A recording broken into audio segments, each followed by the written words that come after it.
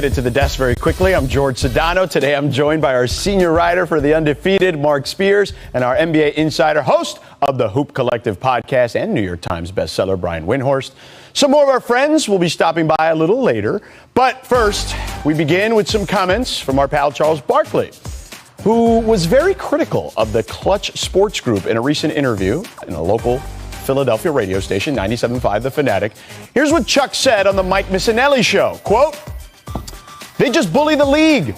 A team or the league got to stand up to, wait a minute. I paid your guy. You can't bully me to trade him and me taking back some trash." So, Brian, what's your reaction to Charles's criticism? You know, I really like what Charles says a lot of the time, but didn't he demand a trade out of Philadelphia at one time in his career? This is really what Clutch Sports and Rich Paul do is they leverage the era that we're in. And the era that we're in enables star players to be able to force their way out of their situations basically whenever they want it.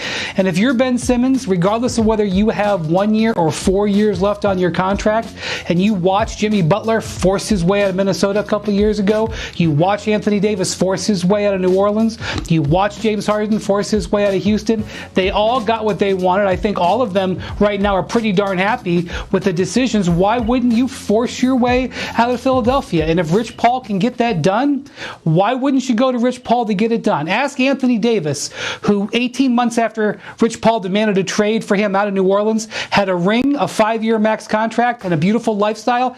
Tell Anthony Davis Rich Paul doesn't do a good job. I realize it doesn't make everybody happy, but Rich Paul is doing what he has been enabled to do by the current conditions in the league. Man, I love Chuck, and I miss him, Brian. We haven't seen him in a long time. Yeah. But Chuck, like, it's funny with a lot of these older players, they forget about the stuff they did. And Brian, you mentioned it. In '92, Chuck asked for a trade. He was unhappy about the Sixers not going to the playoffs, unhappy about his salary. And Jim Lyman, the former Sixers head coach, he was quoted as saying he didn't want to be here. That Sixers team didn't make the playoffs. Chuck got his trade. He went to Phoenix. And guess where he was? Like Anthony Davis was after he left New Orleans. He was in the finals with the Suns. So it all worked out for Charles. And look, Rich Paul isn't the first agent to force his agent into different circumstances, and he won't be the last.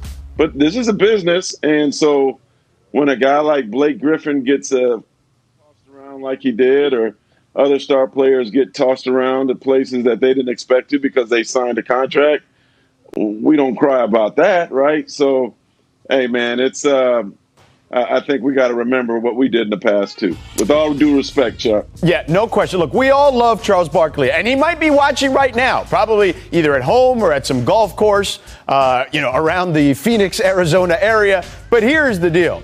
When this trade was made, because he specifically talked about Anthony Davis, there were a lot of people, okay, including people on this show, who said, wow, the Lakers got fleeced. So which is it? Did the Lakers get fleeced? Or did Anthony Davis, did they steal Anthony Davis? It can't be both. Now, I don't know where Charles landed on that particular commentary, but I know there were plenty of people with a lot of different takes when it came to that particular trade. And here's the other thing, okay? LeBron and Clutch and this group may have started the player empowerment movement for this particular generation, but they're not the only people. Brian, you mentioned it. Jimmy Butler forced his way out of Minnesota, eventually landed in Miami. He didn't want to stay in Philadelphia after moving out of Minnesota. We've got a number of guys. Look at the Golden State Warriors, right? Kevin Durant left Oklahoma City, joined the Warriors. Look at their team in Brooklyn. So it's not just LeBron James and Rich Paul doing this stuff, Brian. Yeah, for sure. And I think the big thing is that really, if you can demarcate with two events in 2014. One, LeBron James moved to Cleveland, where he got there and basically said, Andrew Wiggins and those guys over there are getting traded for Kevin Love. And he put his team together blatantly. And Adam Silver took over for David Stern. Adam Silver has done a lot of positive for the league, but he has, during his tenure, has basically allowed the players to have more control. Unlike David Stern, who fought them at every turn, he has done it. And that really really is the beginning of the player empowerment era, and it coincides with the growth of clutch sports, and I see no way that that's going to change anytime soon. And now, if you are a player who wants to alter his situation, you look at clutch, and that's why Zach LaVine going with clutch last week is a very interesting development as we look forward to the next 12 months in the NBA. No question about it. And, look, David Falk had a lot of power when he was a super agent in the NBA. Rich Paul is that guy right now. Chuck, look, when I go to Arizona, we'll have a drink and we can talk about this.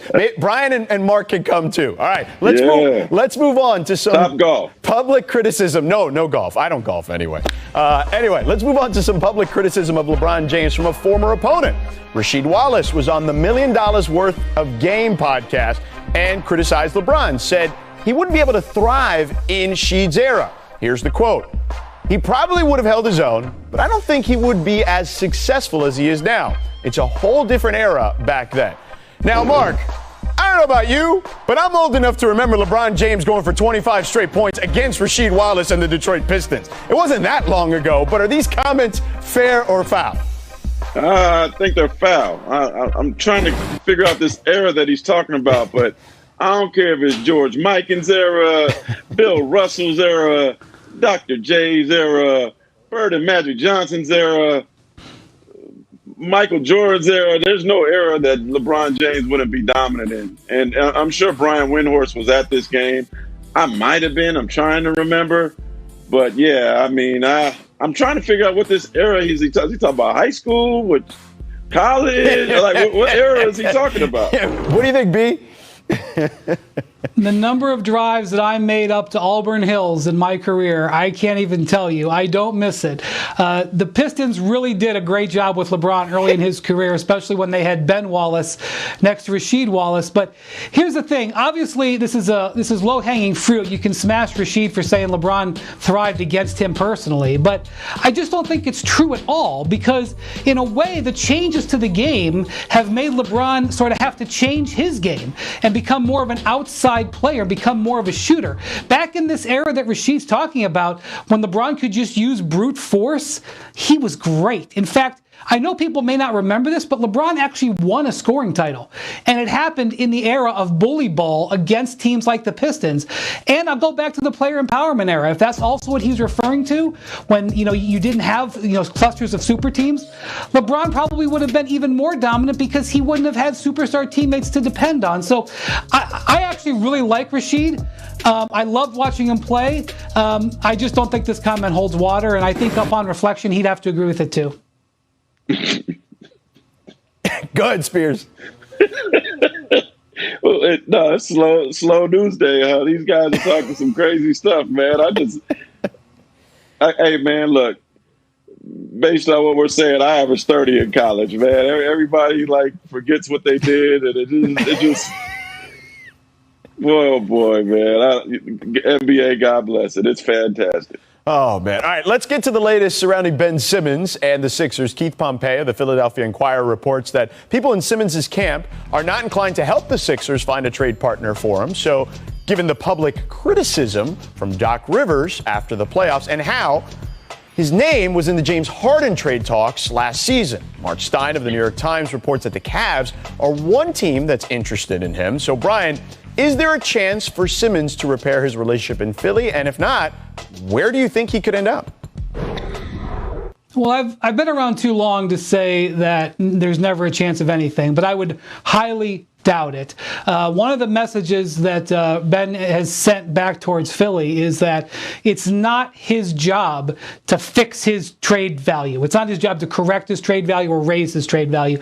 That is not something that is on the menu for him. And so with that out there, I don't think he's interested in coming in and trying to change the situation.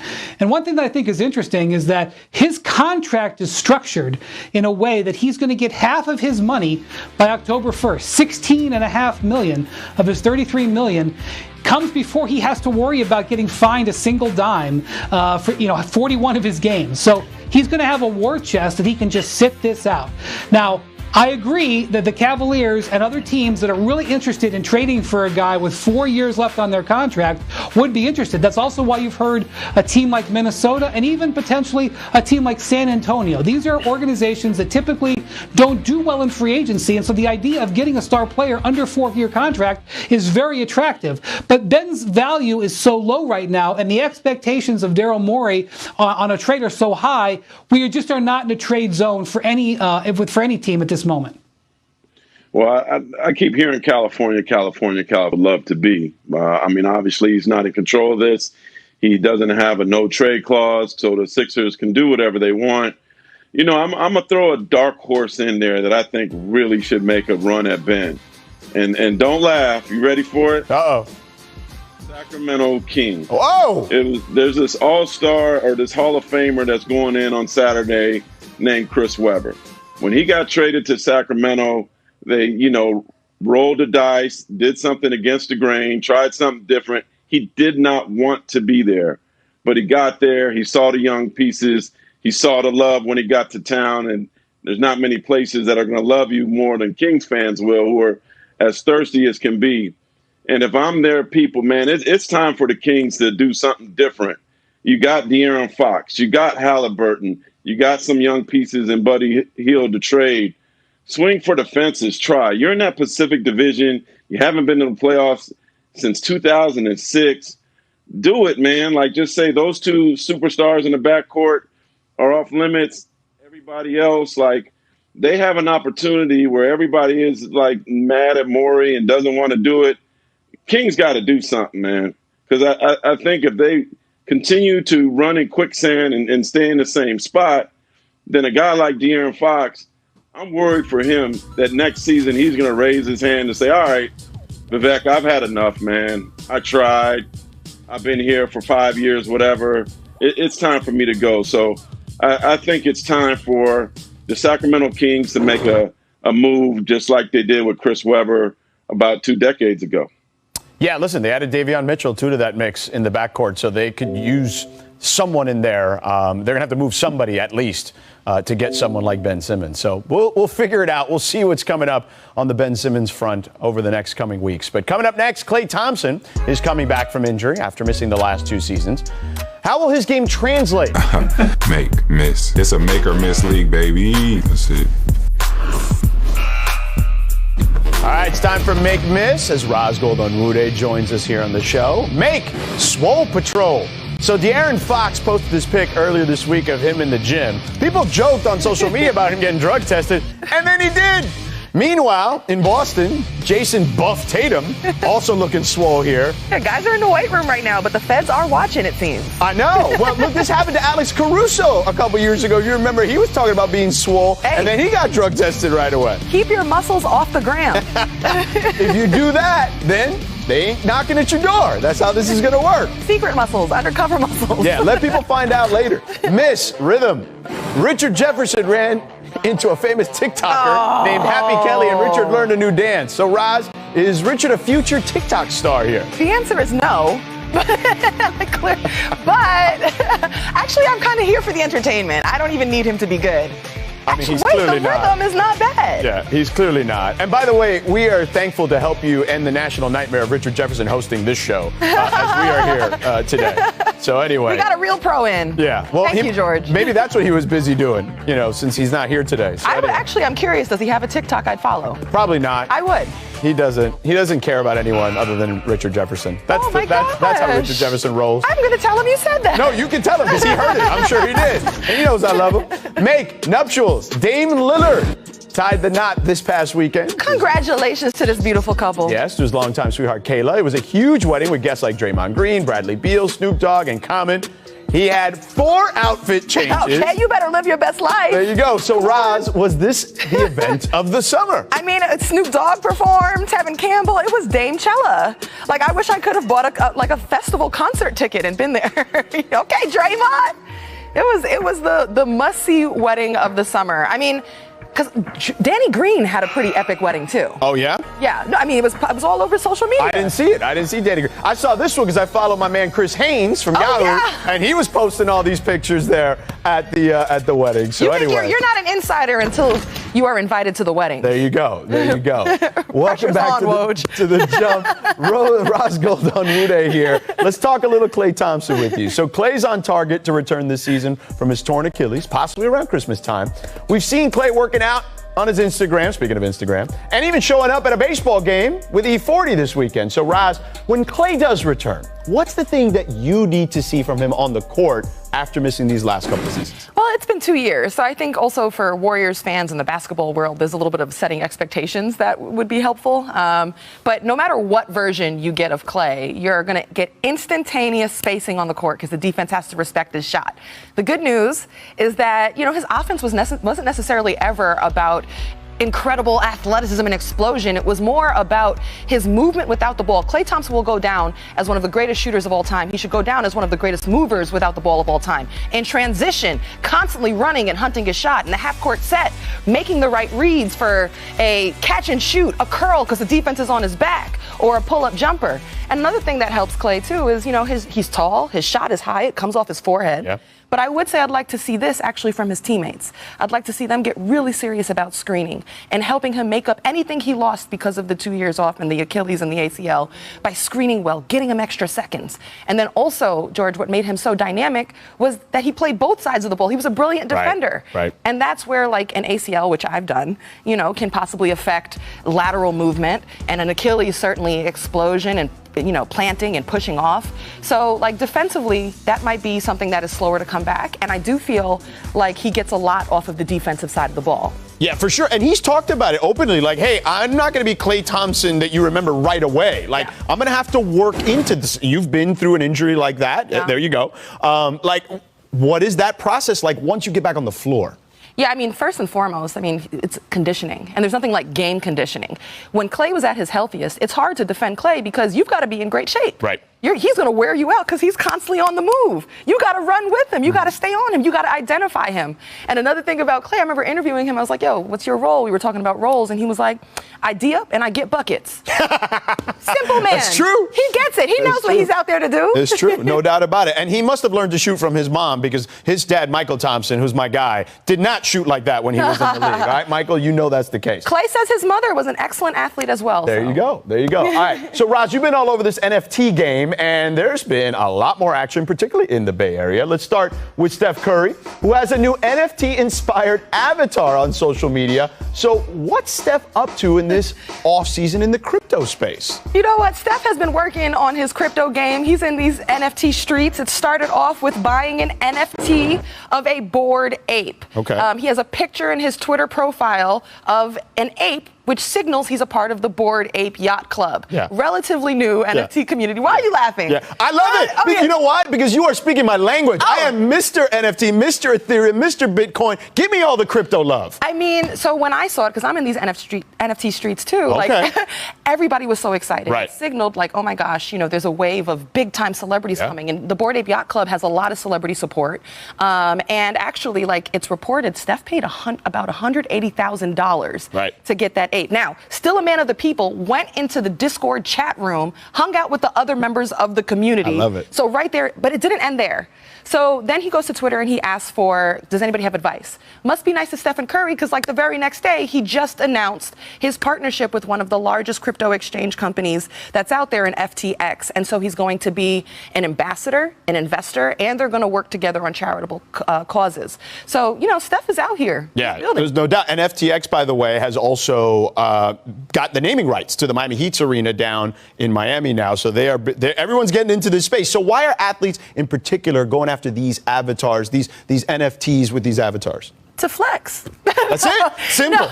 No, it's much bigger than that. But I'll say, how we watch the athletes enter arenas and stadiums. They got the flyest new sneakers on, their kicks, their drip, their clothes, the fanciest, most expensive clothes, an expensive, fancy watch. Well, that is a form of flexing. And now these avatars or profile pics are a way of digital flexing. Right. Makes sense. And who else is in this space? Andre Iguodala just bought a cool cat. JaVale McGee just joined a woman-focused NFT community called World of Women. Okay. Odell Beckham Jr. has a CryptoPunk, which is largely understood as the historically significant. That's the one. The cheapest CryptoPunk you can get right now is 300, 400,000, and the most rare sell for millions. Yeah. So, and the apes include Steph, they include LaMelo Ball, Des Bryant, to name a few. So they certainly show your community that you're a part of, your status, your savvy, and lately your wealth. Yeah, I don't think there's any question about that. And of course, NBA Top Shot is still a thing that's still around. WNBA has gotten into NBA Top Shot. We're going to get to that. We're going to talk some WNBA with you in a little bit, so make sure you stick around, okay? I just finished my WNBA Top Shot challenge, so I cannot wait to get my Skylar Diggins moment. All right,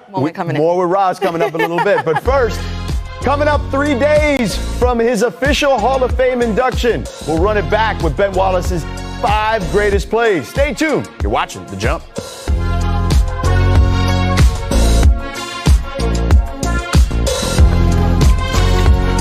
Field, but it was a path for sure. Here's a preview of the Undefeateds in love with the struggle, the Ben Wallace story. Check it out. And now, the Detroit Piston legend. You know him as an NBA champion, a 4-time All-Star and Defensive Player of the Year, the class of the Naismith Memorial Basketball Hall of Fame, Ben Wallace. You know, I always talk about being in love with the struggle. If you're not in love with the struggle, then you're not going to survive. I was starting to take life serious, not just going to school, but my life, period. I finally found somebody that believed in me as much as I believed in myself.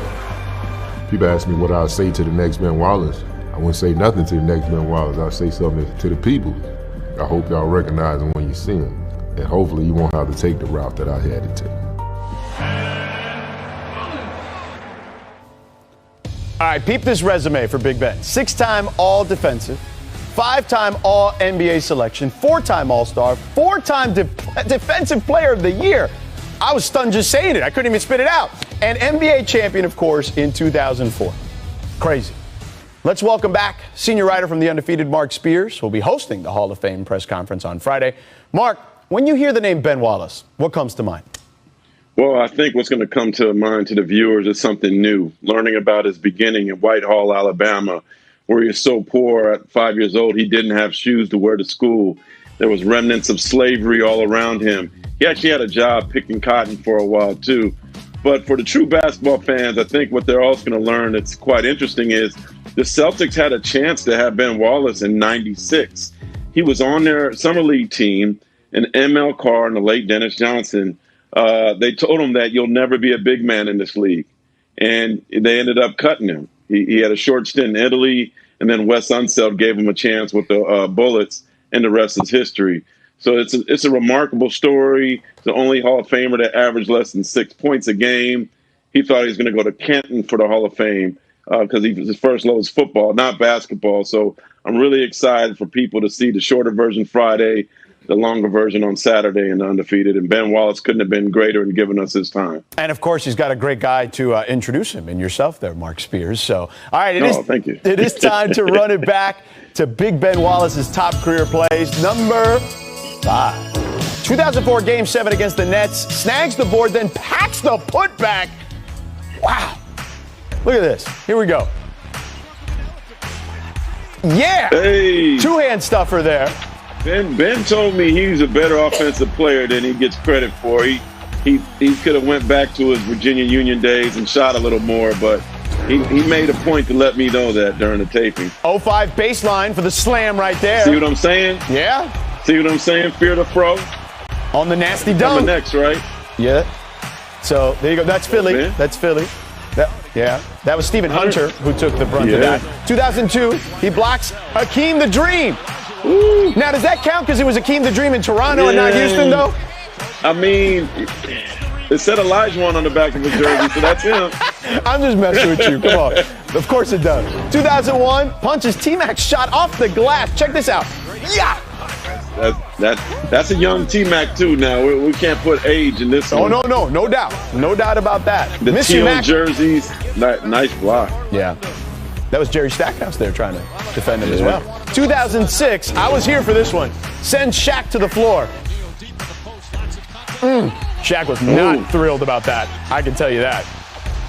Shaq won the series there, but he was not thrilled. Yeah, that big fella was toward the end right then, so great timing by Big Ben. Yeah, no doubt. And it's unbelievable career for Ben Wallace. So congratulations to him. Congratulations to you, Mark, for introducing him. And thank you so much for joining us today.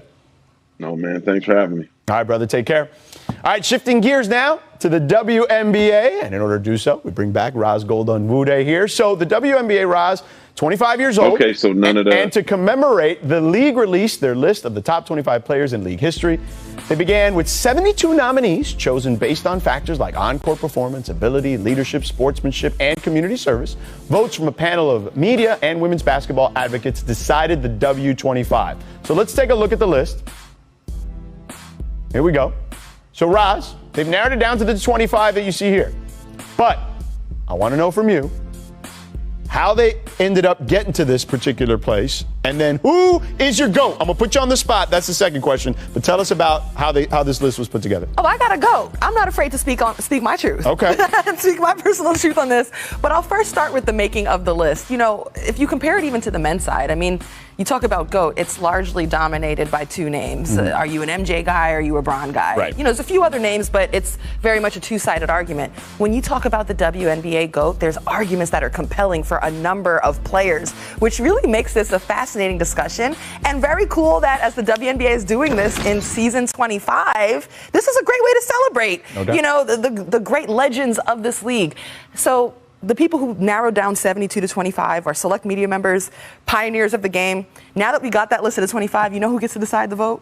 Who? The GOAT? The fans. Oh! So the fans, so, you know, you better get this right. But it's on you, okay? But basically, just so y'all know, you have until September 19th to vote. You can do it on Twitter, the WNBA app, or on the WNBA.com. But it's going to come down to that. I want to ask you really quick. Okay.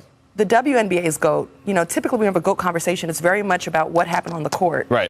This also includes like impact community off service, of it. Right, things like that. And that's controversial on both sides. Yeah. Like, what do you think? Should it be on court only? I mean, look, I do think that when you talk about a league of women, like, and breaking barriers, I do think it matters to have community service and that kind of aspect into the equation. So, can I give you my GOAT, or do you want to go first? I'm going to put you on the spot first. Who's your GOAT? It's Lisa Leslie. Ooh. I mean, I'm going to go a little old school. It's Lisa Leslie for me. Why? She was, when I first started watching the WNBA, it was because of her. Mm-hmm. Like, I was watching, you know, the dunking, all the stuff, like the first woman to dunk, all that stuff. Like, that got me to watch as a young man. Like, I was like, all right, let's go. It is their time. They're up next, right? Because that was their slogan. And Lisa Leslie carried that torch, I felt, in a way that was necessary at that particular time. Excellent choice. All right, so then I'm going to say what my GOAT is. Okay. And I'm going to go with Cynthia Cooper. Okay. And when you think about overall timing and impact, when the Comets won them 4 straight championships, and during those championships, who was voted the most important player in those championships, the finals MVP, it was Cynthia Cooper. She was MVP. She was scoring champion. And also, it's not just about accolades and stats. It's what the player made you feel. It's an emotional response. Yeah. And Cynthia Cooper absolutely was integral to getting the league off the ground and getting people excited about it. And we must give her flowers. She started playing in the WNBA at 34. Right. It wasn't like she was prime 27 right. and still dominated these girls. So, you know, absolutely I got Cynthia Cooper there, but you could make an argument for the two-way game of Cheryl Swoops, who also won DPOY and MVP. You could make an argument, you know, I mean, Diana Taurasi typically is my GOAT, you know, all-time leading scorer, number 5 in assists, so she was making other people better as well, on top of being able to be a bucket and win chips. So, and she was great in Space Jam. And an actress. Come on now. Sue Bird, got to give her flowers. No doubt. Longevity and excellence. No doubt. And maybe Breanna Stewart will eventually get on that list too. She's only been in the league 4 years, so year for year, pound for pound, I mean, Stewie, in time, we could be revisiting this, might be the GOAT. Let's revisit this very soon, okay? Thank you for joining us. You're the best. All right, you are. Raz Goldenwude here. All right, coming up here on The Jump, Kawhi is out indefinitely for the Clippers, so all